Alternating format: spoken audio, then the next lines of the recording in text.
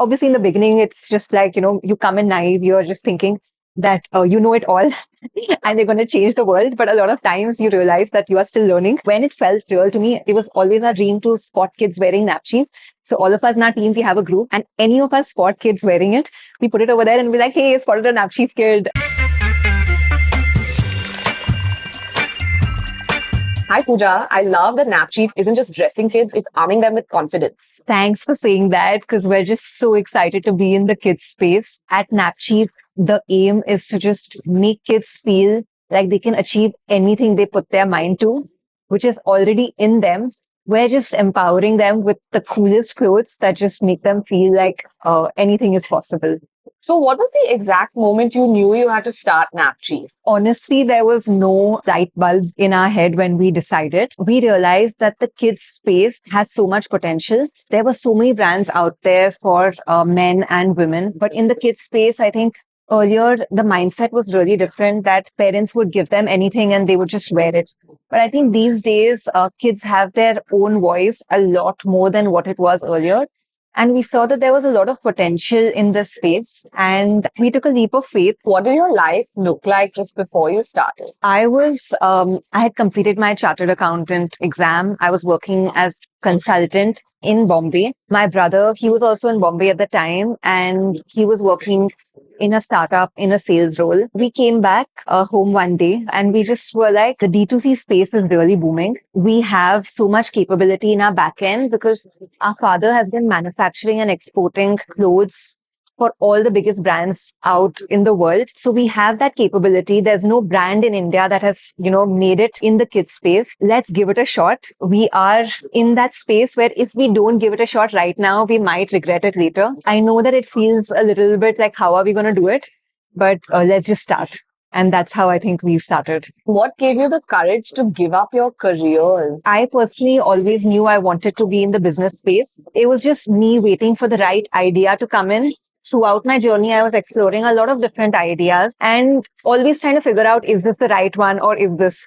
But I realized that along the way, you just have to start somewhere. Otherwise, you're just going to keep thinking about it. So I think it was always there. It was just waiting for the right moment, but there's no right moment. The moment you start is the right moment. What was your biggest fear before you started? When I started, honestly, there was no fear because I knew that I wanted to do business. I was excited about it. But along the way, one step, we started to think, how are we going to do it? Because we honestly came in just because we had the expertise and we were like, okay, this space looks interesting. The initial phase was exciting. However, when we launched our website, the first day of the launch, we're just waiting for everyone to come in and place their orders. We told all our friends and all our family members to come in. And when, just those guys have come in and the rest of the world hasn't, I think that's when the anxiety hit in, that how are we going to do it? So I think the whole journey has been excitement, anxiety, fun. It's been a roller coaster of emotions. How do you deal with the anxiety when it hits? Taking a step back, breathing, realizing that you've come a long way and you've faced a lot of things which you have cleared, and knowing that you're still breathing. If you just take one step at a time, the answer will show. In the first month of starting, where did you spend your time and money? The first month was about setting up our company, getting all the compliances bit sorted, our company registration and the GST angle, all of those things. Since I already had the background of being a chartered accountant, that really helped me get confidence of how we can take one step at a time. But I think the first month was all about the basis of setting the base of the company. Did you have a plan by that point? We had already decided that we want to do it. We did not start with a plan, honestly. We knew that we'll figure that bit out. We just started doing, which in hindsight, when I think about it, was quite ambitious and brave without just going in without anything. But I think that's how, sometimes stupid decisions just help us get rolling. Did you know instantly that you wanted to make clothes for kids? Yeah, 100%. We thought about a lot of areas. Then we narrowed down to the kids space. We spoke to a few customers. We understood what are they looking at. There's a lot of potential because of the change in mindset of how parents were. And that's how we narrowed down. How did you decide what to focus on first? Product, marketing, customers? We initially started with the product We thought that if we give something which is not available in India in terms of a fabric which is really comfortable, which is very different than what you get in the market, that would be a game changer. And we actually launched our first collection with that thought in mind. The product that you first started with, is it the same product that you're selling today? Funny story, we actually started just before COVID, and our initial range of the kids group was infant till 6 years. And we tried launching a product which was really soft on the baby skin. We experimented a lot with different kinds of fabrics that are available. Because we are in the hub of the fabric space, we wanted to do something really different. When we launched, we realized that we're selling in the online space and parents can't actually touch and feel the product. They just see it and then they take a call whether this is something that they want to buy or not. And then we realized that we are too soon to launch a very specialty range if we want to build something big. That's not something that worked for us at that point of time. And then we decided COVID had hit and we decided let's make nightwear for kids. So we had like a big range of only nightwear.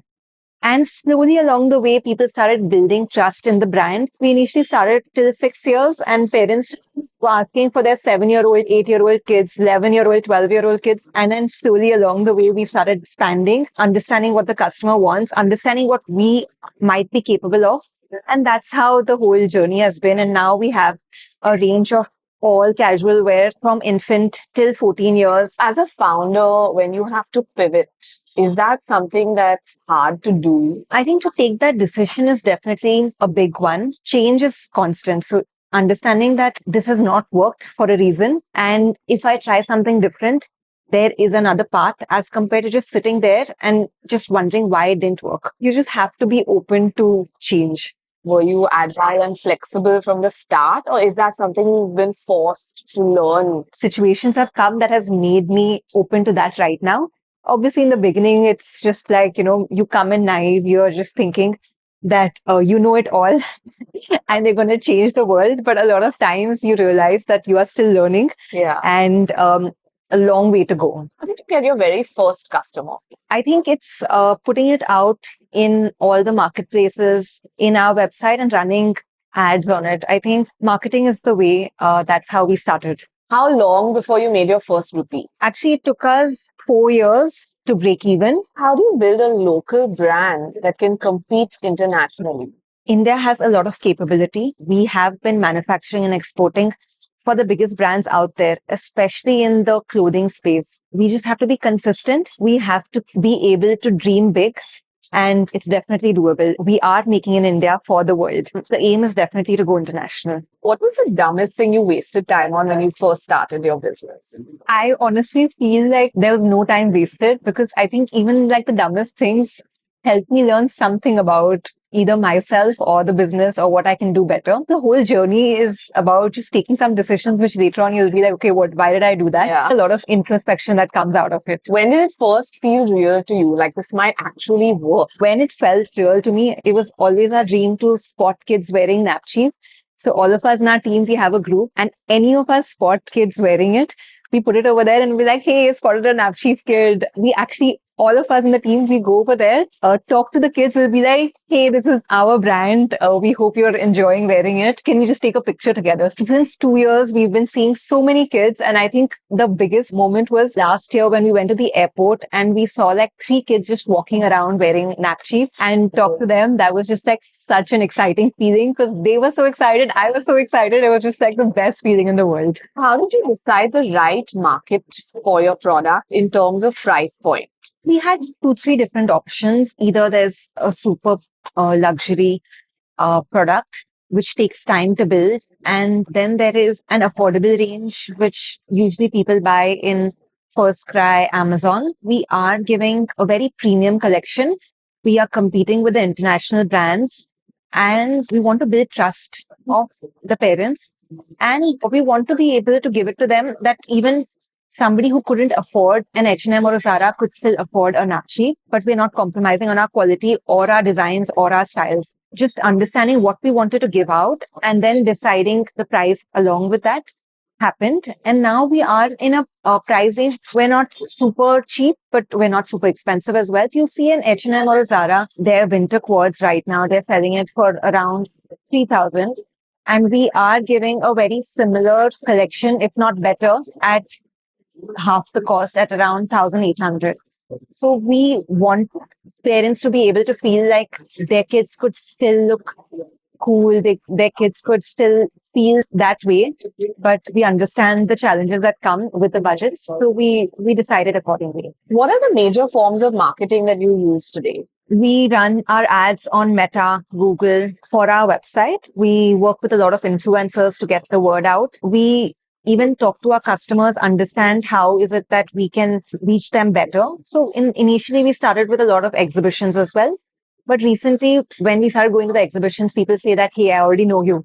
I'll pick you up online. So then we sort of phased that out. That's for napchief.com. That's our website. Then we also sell on Amazon, Myntra, where again, parents come to know about the brand through all of these platforms. So we have a lot of different ways, but it's all online primarily. How does someone decide what forms of marketing to choose, when, and how much money to put in? We initially started with running our ads on Meta, on Instagram, Facebook. We started small to get customers into our website. This was very important for us. We are building for the long term, so that's an expense that we have to consider. We worked with a lot of agencies for 3 years from when we started, because initially we did not have the experience, expertise, any of it. And along the way, as we started working on it, we learned the tricks of it. It's been a journey of really getting into it, testing the waters. For us, what has worked might not work for different brands because the time was different, industry is different, the brand is different. Which form of marketing do you feel today is something that you just cannot do without? Meta definitely has to be important. Google, after a few years into it, Google ads definitely help. Being available in all the marketplaces, again, that's another way to get customers knowing about their brand. What form of marketing do you feel has been a complete waste of your time and money? We had tested out something called Taboola some 2 years back, and we were too soon for it because we were like, Meta is not giving us the results that we want to scale. That was the thought process. So we experimented with that, but we weren't able to generate too much revenue out of it. How soon into launching the business did you start paying yourself a salary? When we got our first round of funding, 2.5 years later, that's when we started taking a salary out. How did you make that decision to raise a round of funding? At that point of time, we knew that we were onto something. Customers were liking our products. They were asking for more. We wanted to start building collections every season. As compared to before that, we were just launching once or twice a year. For us to be able to scale to where we want to go, we did require an external round of funding. If you had to advise any startup founder today who feels like it's the right time for them to raise funding, what is step one of that? I think everyone's available on LinkedIn to be able to reach out to the investors with, your proposition. And not all of them will reply, but it's the easiest way to get started. There are so many events out there, a lot of places where you can meet investors. So just being on the lookout for those events and then reaching out to them. Right now, it's easier to connect with people to invest and easier than ever. It's just how are we able to convince them of our idea? I think that's the challenging part. How many investors did you pitch to before you closed your round of funding? More than 15, 10 to 15. What's something you didn't have when you started that you wish you did? The mindset that you know that you will not have all the answers, but you will figure it out.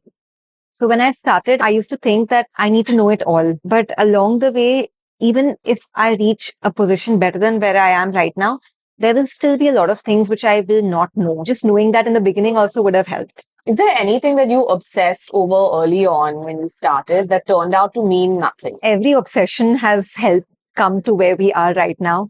We have been obsessive about like the smallest things from when we started out because we want to deliver something that's extraordinary, and that will not be possible without that obsession. What's one smart shortcut or low cost hack that you used early on that anybody watching could try? We were frugal with everything. It was us initially doing everything. Then figuring out what is a better way to do it, learning a few things which a lot of people maybe outsource. So we tried to figure out a cheaper way to do everything. What profile was the first employee you hired for? We hired for helping us with the packing. Initially, when we started out, me and my brother were doing the packing and shipping out the orders by ourselves. Even the cataloging bit, running it on Amazon and all of that. After that, social media, we got one intern to help us with the whole process, who's still with us, and she's our brand manager right now. If someone watching this has an idea but hasn't started their business, what's one thing they should do in the next 24 hours to get moving? I think it's just to get started. Execution is key. Everyone has amazing ideas. It's just like get started with the first step and everything else will follow. Say I have zero business background. Where would you recommend I even go to learn or to find the right people to guide me? Work in a startup. At our place, when freshers come in, they learn about everything in the business because we don't have big teams. The freshers who are doing all the execution, and you get to learn so many different areas of working in a company, and you're involved in all the decision makings. Being in a startup really helps to understand what goes on behind it. How do you keep yourself going through the bad times? I have been the kind of a person who just keeps at it. That has been my personality trait, which helps a little bit. Final piece of advice to someone watching this who knows they want to start but just haven't. If you believe in it, if you have the conviction and you have some sort of direction of where you want to go, but you're not too sure of how, then you should definitely start. Conviction and belief is super important because there will be times of ups and downs where you will question why you started in the first place. And when you have that belief from the beginning on and you just hold on to it, everything else can be crossed along the way. Love chatting with you, Pooja. Thank you. Bye. Bye.